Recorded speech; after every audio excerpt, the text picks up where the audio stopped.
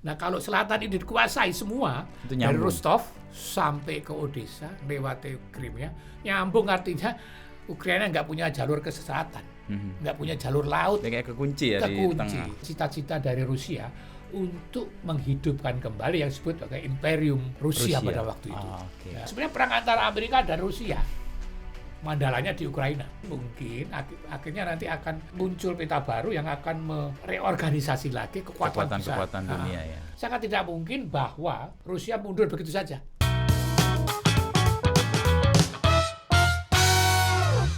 Mas Trias Kuncahyono, apa kabar Mas? Ayo, apa kabar? Ya, 3 minggu yang lalu. 3 minggu ya, kita 3 duduk lalu, ya. di sini dan kita kembali lagi untuk Ya. melihat apa yang kemudian terjadi di konflik antara Rusia dan Ukraina. Dan kita lihat ada Mariupol. Iya, ternyata ini ya sudah lebih dari sebulan ya, Nu ya. Sebulan seminggu Mas Trias. Sebulan seminggu ya. Dan Iya. perkembangannya kayaknya ada yang narik, ada yang Iya, maju, ada yang stagnan. gitu. Tapi yang menarik itu dunia seperti disandera ya jadinya ya. Betul. Enggak berdaya ya, apa? Semua itu Dan ya. kena efeknya semua. Semua efeknya semua. Yang kerasa sih hari ini Ah. BBM naik kan salah satunya efek iya. karena itu. Oh iya. Iya, Harga itu minyak kan dunia. itu kan Arab ya kan. Kemudian minyak dari Rusia ya kan. Dan sekarang Eropa juga lagi pusing ini. Gas. Ya, karena gas dan minyak. Kalau Rusia minta dibayar harus pakai Pakai rubel, rubel, ya ya. kan? Sementara negara Eropa nggak mau, perjanjiannya nggak gitu. Nah, nanti gimana? Apakah betul-betul mau diputus atau nggak? Itu jadi persoalan. Ya, misalnya Jerman gitu ya. Jerman menyatakan masih cukup, ya kan? Tapi dia sudah mengimbau rakyatnya supaya kayak di kita, hemat, ya. Apa kalau nggak perlu jangan usah, ya, kayak gitulah. Ya menarik loh perkembangannya. Nah, sebulan ini kan kita lihat ada perebutan kota Mariupol itu, Mas. Iya, Mariupol itu ya gimana? Apa yang menurut Mas Trias itu penting sisi dari Ukraina maupun dari Rusia sendiri? Ya, kalau kita lihat peta ya, Mariupol itu ada di kita seakan-akan di sini ada petanya. Ada peta. Jadi membayangkan ada peta, bentuknya Ukraina kan hampir-hampir kayak Bali ya, Persis. Bawah ada bawah ini, ini ya. namanya Kreta. Kan Crimea. Ya, Mariupol itu ada di selatan juga Jadi kalau kita lihat ada di laut Sadov. Nah, Sadov itu ada laut, tadi laut hitam, kemudian ada selat namanya Kerch. Terus sebelah timur ada wilayah Rusia, sebelah timur baratnya adalah Pulau Crimea itu ada selat Kerch. Nah, masuk laut Sadov di situ. Nah, di situ ada namanya Mariupol. Jadi ada teluk di sana, ada teluk itu di wilayah masuk ke wilayah Rusia.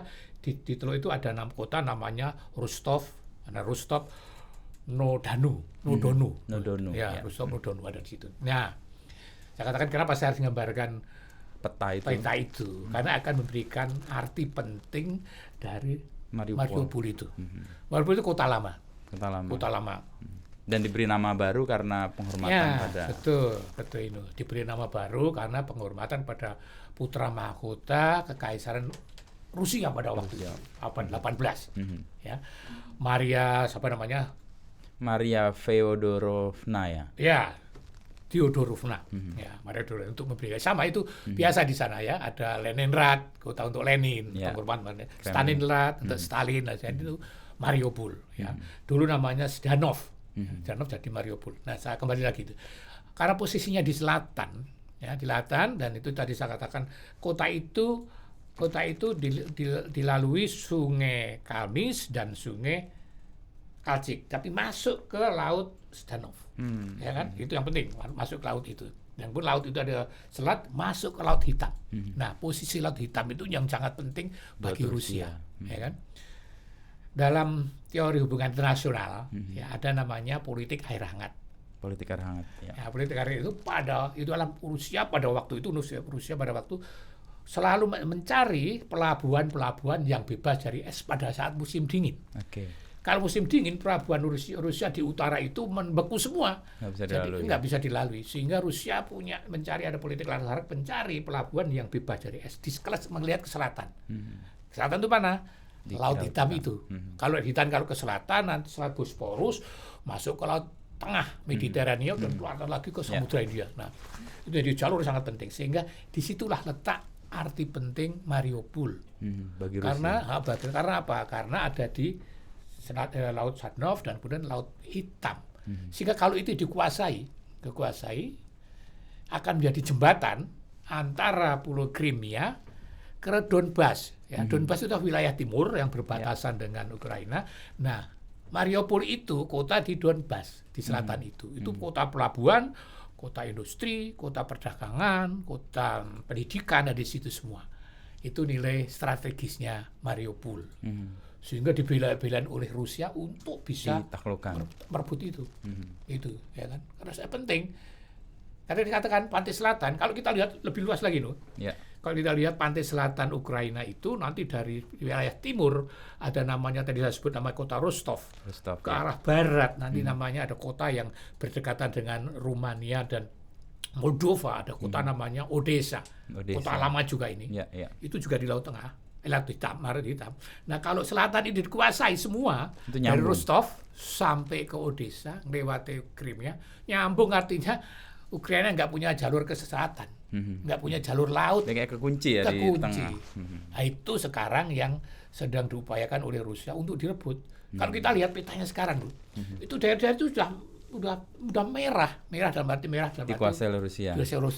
Dari arah timur tadi Donbas, ke arah barat peran Mariupol, ke bawah ada ke selatan ada Crimea, naik lagi ada kota-kota begitu sampai ke arah Odessa yang sekarang lagi ditargetkan. Nah itu dari situ sekali lagi nilai strategisnya Mariupol. Nah, jadi sekuat tenaga untuk bisa direbut oleh Rusia.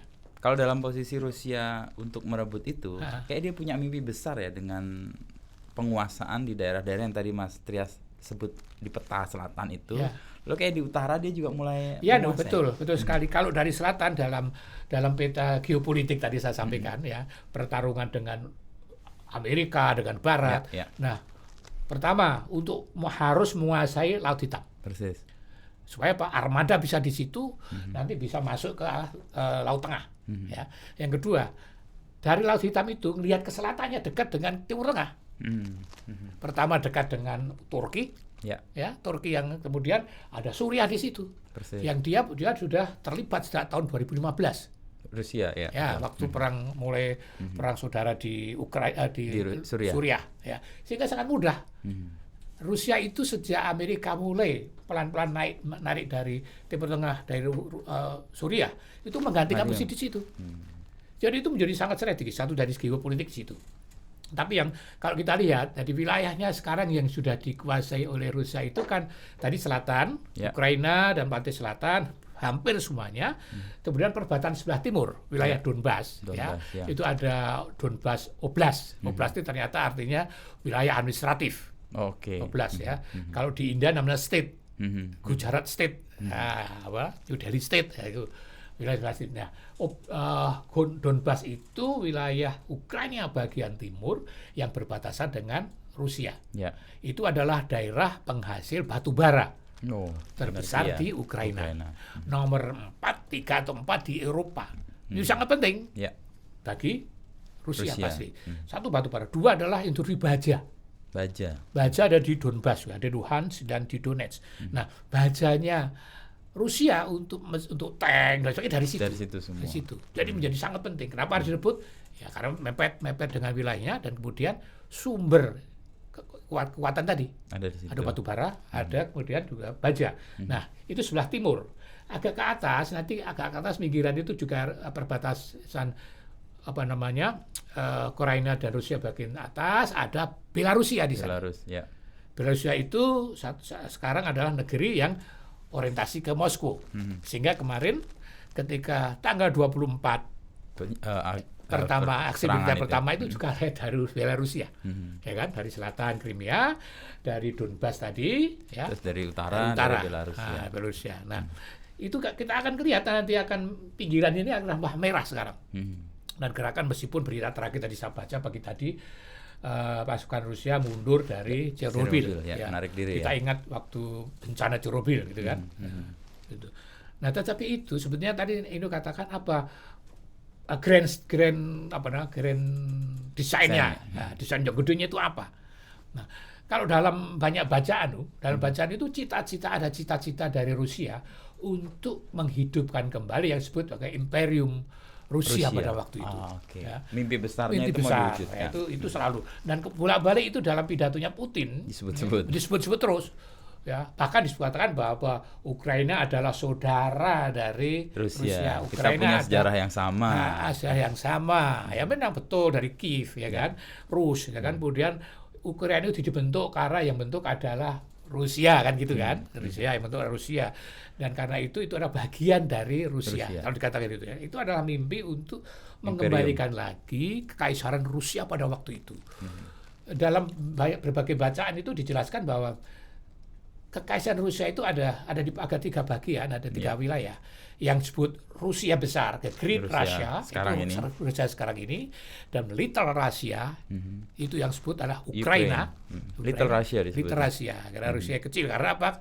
Karena rasnya sama, dari Rus semua, Slav, Rus, jadi bagian kecil, padahal itu wilayah terbesar kedua setelah Rusia ya di Eropa. Betul. Yang ketiga disebut White Russia, orang Rusia putih. Ya, beda dengan Slav ini. Nah, Belarusia. Nah, dalam desain besarnya, cita-cita ada mengembalikan itu lagi menjadi satu. Imperium. Ya. Itu memang tidak mungkin dinyatakan terang gitu ya kan. Tapi grand strategi kelihatan bahwa apalagi dari saya sampaikan bolak-balik pidatonya nyinggung itu. Ya. Tapi sekarang ini juga ya, kenapa setelah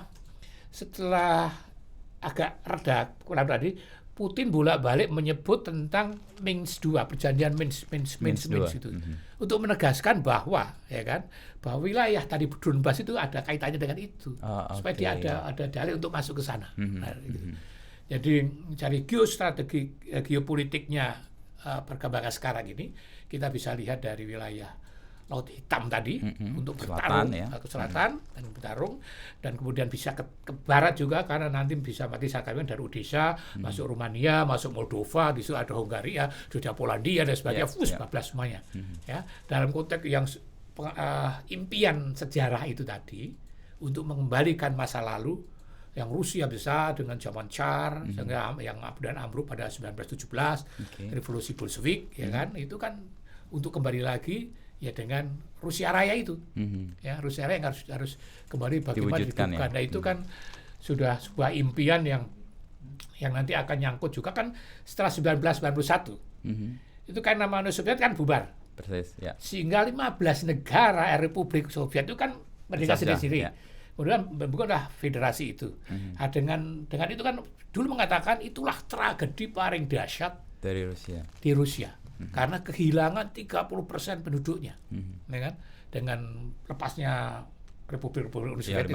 Ya. Nah, itu kan sebuah ungkapan kekecewaan, kesedihan, dan bagaimana caranya ya memulihkan ulang lagi. Ya. Nah, kira-kira itu. Dan untuk memulihkan ulang lagi, membangun mimpi ini ada hambatan di Little Russia tadi. Betul. Yang merasa dia tidak lagi bagian dari Rusia itu. Ya, itu anggap hambatan karena sejak 91 itu Little Russia akan menyatakan, saya merdeka, ya kan? Maka mereka Ukraina berusaha membangun identitas diri. Yang dulu kita bicarakan di sini, ya kan? Persis. Kiev aja dikembalikan menjadi Kiev, ya kan? Jadi misalnya bahasa resminya adalah bahasa Ukraina, bukan bahasa Rusia. Bukan bahasa Rusia lagi. Nah, itu yang antara lain mengatakan apa? Si Putin mengatakan ada orang Rusia di sana ditindas. Karena pada waktu itu dinyatakan bahwa orang nggak boleh bicara Rusia. Harus pakai bahasa Ukraina. Padahal kalau kita lihat tadi awal mula kalau kita bicara soal Mariupol tadi, itu bahasanya Rusia mayoritas. Mariupol. Bahasa Rusia, meskipun penduduknya itu mayoritas Ukraina. Menurut sensus 2017 lah kira-kira, itu lebih dari 50%, 68% itu berbahasa Rusia. Orangnya Ukraina, tapi bahasanya Rusia. Kan menarik kan? Jadi itu kan yang kemudian ada yang namanya politik etnisitasnya Rusia muncul di situ. Ya, karena secara langsung tiap hari bahasa dipakai. Satu di situ. Yang kedua ada orang Rusia di situ juga. Jadi ada politik diaspora ya kan. Jadi kalau orang yang di jauh itu merasa ini disiksa, aku harus membela itu. Karena itu orang Rusia. Karena itu orang Rusia. Itu yang terjadi. Itu kenapa Rusia juga pede juga ya? Pede. Ngepung di situ lama-lama ya. Karena 17% orang Ukraina adalah etnis Rusia. Sehingga menyatakan, saya bela orang Rusia. Nah ini yang namanya politik etnisitas dalam arti yang gede itu. Jadi kalau di sini politik identitas untuk kampanye pemilu, itu dalam konteks besarnya itu. Gitu ya. Itu kenapa juga mungkin bisa menjelaskan Putin sebulan terakhir itu popularitasnya naik tinggi ya di karena Rusia. Bela Rusia. Iya. Bela Rusia. Dari 70-an sekarang 80-an. Malah naik ya. Naik. Padahal orang Rusia sendiri kalau kita lihat atau baca-baca bahan-bahan berita itu kan nggak tahu sesungguhnya yang terjadi di Ukraina karena nggak ada informasi kan. Persis, berita kan dibatasi kan. Dibatasi ya kan, itu. Jadi tapi kenapa? Karena menaikkan pride, kebanggaan orang Rusia, ya kan, membela orang Rusia yang ada di rantau gitu ya. Yeah. Ya, Amerika kan misalnya ada satu warga negara di satu negara di sana itu akan berusaha untuk membebaskan itu, ya kan. Itu dalam lebih kecil. Ini ya Rusia juga kayak gitu. Ya kan, dari ada etnis Rusia yang 17% tadi. 7% itu di Ukraina yang harus diselamatkan karena maka alasannya dulu demilitarisasi dan denasifikasi itu adalah untuk membela orang-orang Rusia, etnis Rusia yang ada di Ukraina. Satu itu, yang kedua untuk membela Rusia yang tidak bisa berbahasa Rusia. Oke. Itu. Ya, ini kan sebulan nih Mas Trias. Sebulan. Dan kayaknya kan target yang tadinya mau dicapai ini kayaknya nggak segera kelihatan ya. Sebenarnya apa yang mau dicapai oleh Rusia dengan panjangnya? Itu pertanyaan besar. Ya, pertanyaan besar. Semua orang bertanya. Betul. Soal dalam berusaha untuk nyari apa sebetulnya. Kalau awal mula dulu saya pernah nulis di Kompas yang mungkin artikel saya dibanding yang masuk di Kompas yang pertama saya melihat Ukraina dari Rusia. Sampai dari Moskow. Lihat artikel itu ngelihat dari pendapat ahli-ahli itu, melihat ya alasan yang muncul adalah soal NATO. Ya, perluasan NATO ke timur, ya. Kemudian juga itu dalam secara strategis pasti akan mengunci membahayakan keamanan Rusia. Kalau itu terjadi, apalagi kalau Ukraina betul menjadi anggota NATO, betul-betul yang kemudian saya tulis di kompas.com itu, sebelum pintu ditutup. Ya, karena apa? Kalau Ukraina ditutup, dikuasai NATO betul, tertutup betul. Sebelum ditutup dia masuk. Nah, itu awalnya begitu. Tapi kemudian berkembang, muncul berbagai macam teori dan karena makin nggak jelas apa sesungguhnya ini, ya kan? Nah itu muncul dan belakang ini muncul juga teori bahwa pada awal mula, sejak awal mula Putin mengatakan tidak akan menduduki Ukraina. Lo terus ngapain? Gitu. Lo ngapain? Lo nggak akan dudukin? Ngirim tentara, menurut NATO yang tewas 15.000, ya kan? Banyak banget. Untuk apa? Gitu kan? Tapi kemudian ada cerita, ini memang kalau kaitan dengan teori pertama, ya alasan bertanggung NATO, ya untuk menguasai wilayah yang berdekatan dengan Rusia, tadi katakan Donbas, untuk menjadi wilayah atau wilayah bebas, terlepas dari Ukraina, menjadi wilayah atau negara yang orientasi ke Moskow. Sehingga di situ akan menjadi sphere of influence-nya, wilayah pengaruhnya Rusia. Sehingga di situ Rusia bisa menempatkan pasukan dan sebagainya. Ya. Sehingga dulu pernah saya sampaikan, Rusia mungkin akan memilih pola Suriah, bukan pola Afghanistan. Oke, untuk Ukraina ini. Kalau pola Suriah itu, pola Afghanistan apa? Tahun 1979 sampai 1989, 10 tahun menduduki itu 15.000 mati. Tentara habis-habisan, akhirnya malu tarik, ya, tentara bagus. Amerika kemarin 20 tahun juga kalah, tarik. Banyak tentara. Nah, itu pengalaman pahit bagi Rusia. Maka nggak bakal ngirim tentaranya lagi untuk menduduki. Maka saya bilang, saya nggak akan dudukin. Kalau dudukin, saya akan membunuh pasukan tentara sendiri, biaya besar, mesin besar, dan belum tentu menang. Belum tentu menang. Nah, kalau pola Suriah, ya itu beda lagi. Memberikan bantuan militer, memberikan penasihat militer, mengebomi dengan pesawat, berang, selesai. Tapi dapat jaminan, tak bantu, tapi aku minta jaminan apa? Aku minta pelabuhan Tortus. Pelabuhan Tortus itu ada di Laut Tengah. Itu satu-satunya sekarang pelabuhan bebas es yang dimiliki oleh Rusia. Sehingga tadi saya katakan dari Laut Hitam turun Bosporus sampai Tortus. Di Tortus itu menjadi dek pangkalan untuk perbaikan kapal-kapal Rusia. Nah, dengan tetap mendapat Tortus kan keuntungan besar. Saya nggak usah Rusia, Moskow nggak usah ngirim tentaranya ke Suriah, nggak usah ada yang mati, tapi saya dapat. Nah, itu pola itu kiranya akan dipakai di Ukraina. Di situ, ya, sehingga mungkin sekarang tarik regrouping, tapi tetap wilayah sudah diduduki semua. Sehingga target akhirnya adalah bagaimana mengubah rejim di Ukraina. Kiev. Rejim yang pro dengan Moskow. Yang dulu lewat revolusi Dignity 2014 disingkirkan. Viktor, ada Presiden Viktor itu kan. Itu kembali lagi ke situ. Ya. Jadi memang ada pendapat begini yang mengatakan bahwa pada akhirnya nanti, pada akhir ujungnya adalah atau Rusia itu akan memilih polanya Surah tadi dan itu, tapi pernyataan akhir adalah polanya Korea atau pola Acehnya. Apalagi nih Mas? Nah, pola Korea kalau tadi saya katakan pola Rusia, pola Suriah dan Afghanistan itu tidak mengirim tentara. Tapi dia dapat kekuasaan. Itu dapat bisa menempatkan regime. Sekarang Suriah itu kan juga pro sana. Pro Rusia. Kemarin rame-rame kan dia bilang. Assad kan juga bilang. Kan jelas sudah. Jalurnya jelas sudah dapat semuanya di situ, ya kan? Sehingga pada akhirnya Turki pun agak kerepotan kan. Nah, kalau pola penyelesaian akhir kalau itu terjadi, Korea itu adalah membagi wilayah Ukraina menjadi dua, selatan dan utara kayak di Korea. Ya, kalau Korea itu kan perang 1950 sampai 1953. Nah, perang itu sebetulnya kan tidak selesai. Artinya tidak selesai secara damai, hanya berdasarkan gencatan senjata. Sampai sekarang. Artinya apa? Artinya situasi itu masih kondisi perang antara utara dan selatan. Hanya karena ceasefire aja. Gencatan senjata, kemudian ada di NZ, dari perbatasan yang lebarnya 4 kilo, berapa kilometer panjangnya itu daerah demilitarized zone demilitarized zone yang sebagai kesepakatan ceasefire. Tapi situasi perang tidak surut, masih. Nah, tapi wilayahnya terbagi dua. Nah, itu kiranya bisa jadi Ukraina akan dibikin seperti itu. Sekarang tadi awal-awal kita sebutkan ya, bagaimana wilayahnya dari selatan naik ke arah timur, naik sini, Belarus itu kan sudah merah. Nah, dengan panah ke sini semua. Ya, kalau kita bikin peta. Nah, ini bisa ditarik nanti sama Rusia di garis saja ini yang pro saya. Daerah yang sudah direbut. Yang sudah ngepro kan adalah Donbas, pasti.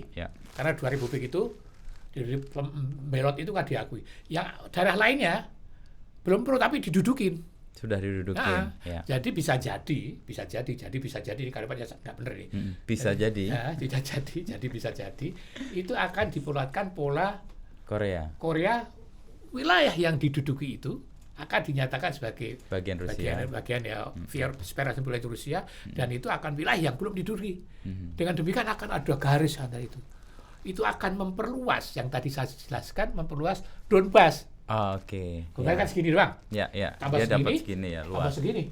Wah, itu dahsyat banget itu tadi. Jadi akan ada ini ya pola Korea Selatan, Korea. Nanti akan lihat akan di sini.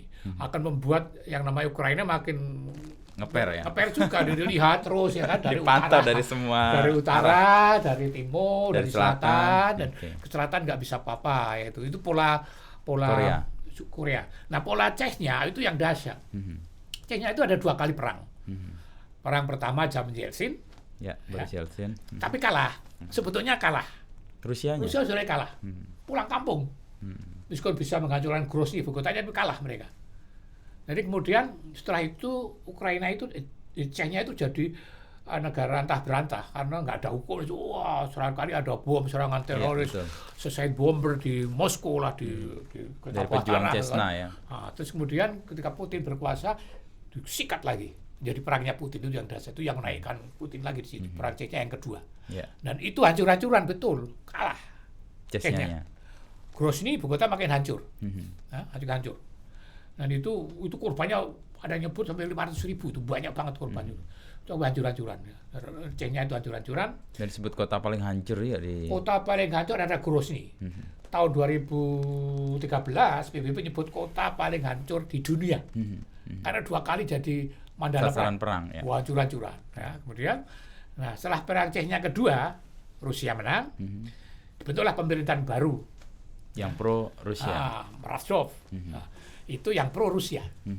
Nah, sekarang Kadyrov. Kadyrov ini anaknya penguasa yang pertama itu yang pro Rusia juga. Jadi sekarang ini pemerintahan Chechnya adalah pemerintah pro Moskow yang bagi banyak orang Chechnya yang pembelot nggak setuju itu bukan pilihan rakyat biasa, ya kan? Tapi yang ingin saya sampaikan adalah itu pola Chechnya. Artinya di situ ya ada rejim, ada penguasa yang pro sana. Sehingga juga tidak, tadi saya sampaikan, nggak perlu ngeluarin duit banyak, meskipun itu memberikan bantuan keuangan, ya kan, mungkin bantuan militer, keuangan, tetapi tidak akan sebanyak kalau harus turun di situ. Jadi bisa memegang penguasa. Kita ingat, Kadyrov kemarin adalah Perdana Menteri Chechnya sekarang ini, yang kemarin dulu itu kita baca di media internasional, di media online, di TV, macam-macam itu kan yang menyatakan memimpin tentara Chechnya masuk ke Ukraina. Ya, itu 100.000 atau berapa lah, tapi 10.000, tapi kemudian balik karena kalah. Dan itu dalam berita yang beredar, betul atau salah, nggak tahu. Itu adalah tentara yang ditugaskan untuk membunuh presiden Ukraina. Ya kan? Jadi Kadyrov inilah sekarang ini yang berkuasa di Chechnya, yang pro dengan Moskow. Nah itu pola kedua. Pola kedua adalah menempatkan rejim yang pro Rusia. Tadi saya katakan menempatkan rejim di Ukraina yang pro Rusia. Nah itu kembali sebelum tadi saya sampaikan revolusi Dignity Revolution itu. 1991 itu ya? Bukan, 2014. 2014. Ya, di Ukraina, yang menjatuhkan rejim yang pro Rusia. Yang diganti presiden sekarang. Sebelum ya diganti presiden yang pro Barat. Karena waktu itu janjinya untuk segera menggabung dengan Uni Eropa dan kemudian dengan gabung dengan NATO, tidak segera dipenuhi oleh Viktor, presidennya Yanukovych itu yang pro Rusia. Karena rakyat gerak dan pecahlah revolusi martabat itu untuk menjatuhkan yang pro. Nah, Presiden Viktor yang lari itu, yang pro Rusia, larilah ke Donbas. Oke. Nah, lari ke Donbas yang melindungi mereka. Karena apa? Karena di situ mayoritas Rusia. Beberapa waktu lalu sejumlah kawan ya yang baca tulisan saya bersama saya, kenapa Donbas yang mayoritas orang Rusia kok diduduki, direbut, dihancur-hancurin? Kenapa? Karena sama Rusia. Namanya bukan menghancuri, maunya menduduki, kayak gitu kan? Bukan kalau produs banyak orang Rusia tidak direbut, harus direbut. Nah, itu untuk diduduki. Nah, kira-kira gambarnya seperti itu. Dari dua peluang itu kira-kira menurut Mas Trias, apakah yang pola Korea atau yang pola kalau lihat situasi lapangan ya sampai sekarang. Tadi waktu kita ngobrol saya katakan ini tentara Rusia kok melepaskan Chernobyl ya. Betul. Di sebelah utara Kiev ya kan. Chernobyl kan utara Kiev. Kalau di peta lah kita bayangin lihat peta di utara Kiev yang agak dekat dengan Belarus itu ya. Dengan White Russia tadi. Nah, dekat itu. Itu kan tentara udah mundur. Dan berita-berita tentara regrouping lagi ya. Memperkuat malah justru. Regrouping dan agak mundur regrouping. Nah, kemudian meskipun usaha untuk merebut Kiev agak berhenti karena beritanya berhasil dipukul mundur oleh tentara Ukraina. Tapi betul atau enggak itu ya. Tapi mereka mundur ya. Nah, taruh lihat peta atau simulasi lapangan, kalau perasaan saya lebih pola yang pertama harus saya yang Korea.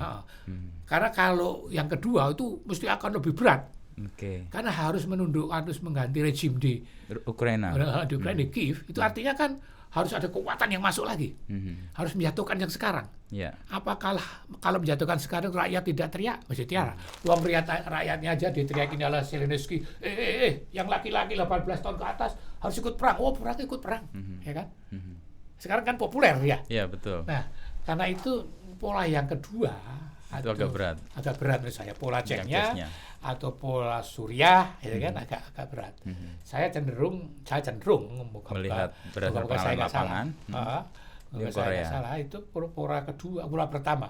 Karena jelas Donbas sudah dikuasai, Crimea sudah dikuasai, pantai selatan nyaris harus semua dikuasai, ya kan?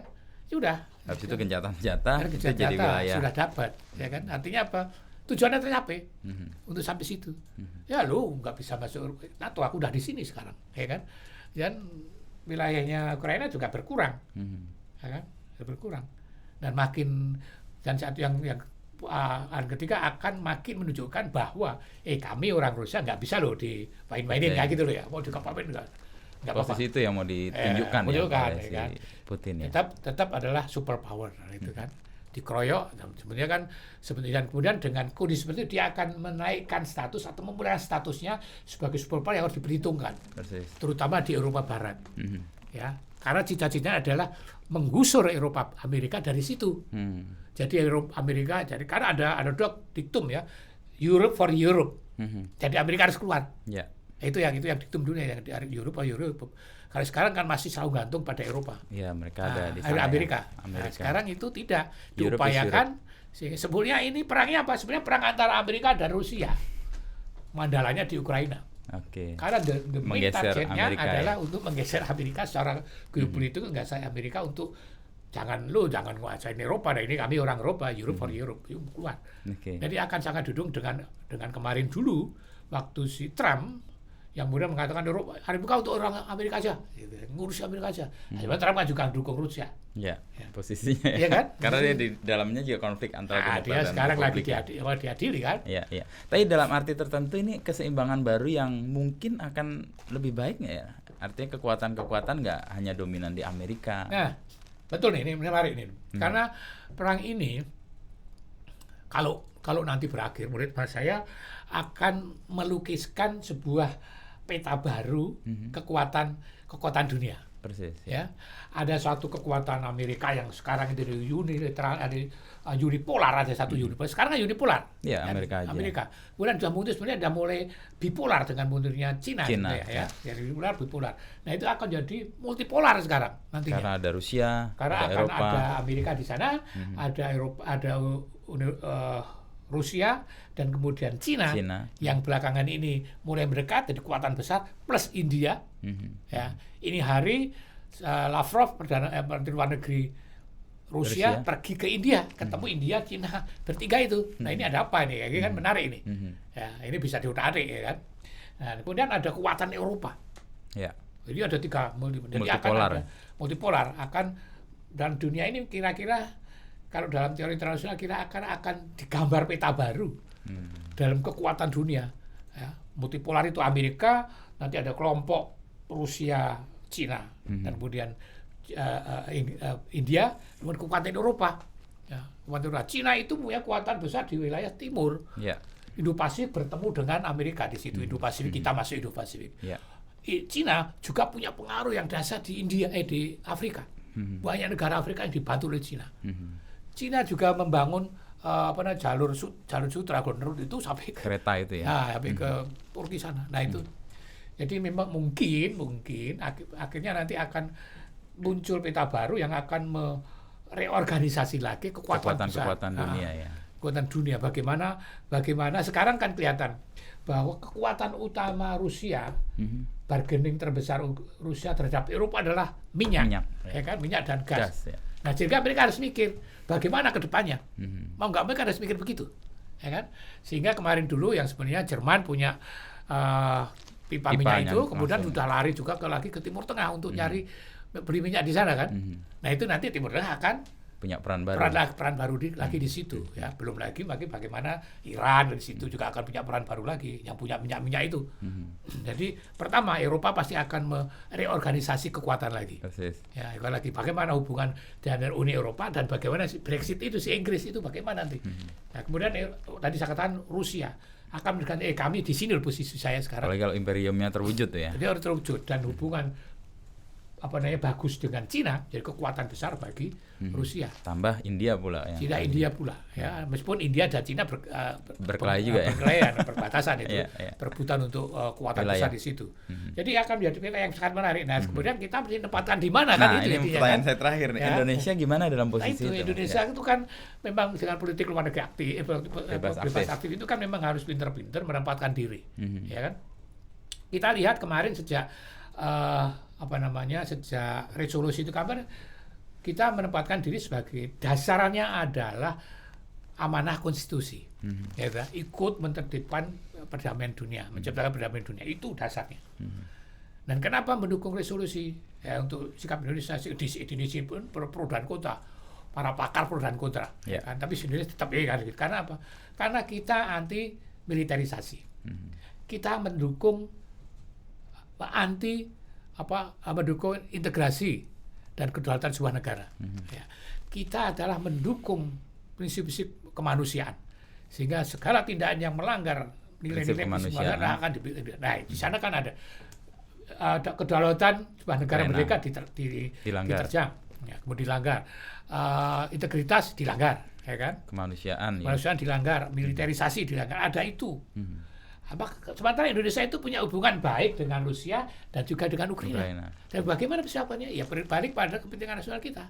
Inilah sehingga tidak akan melukai baik Rusia maupun Ukraina. Karena prinsip kami adalah prinsip ini. Ini prinsip yang dijalankan.